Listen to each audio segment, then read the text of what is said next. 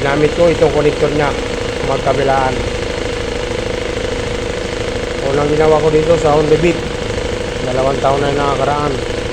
Honda Click, 1 taon mahigit na yung nakakaraan. Ganito rin na nangyari, inakyat ng daga, butas. So pangatlo na to. So masasabi ko trusted o talagang kapahinabang. Hanggat wala pang pampalit. Itong gawing standard. Dito hindi na ito standard. Ginawa ito ng paraan para magamit ang unit. Dinala ito dito kanina. Tumatagas ang langis. Gasolina. Butas dito. Ganito. Buti nga. Dito. Okay na rin.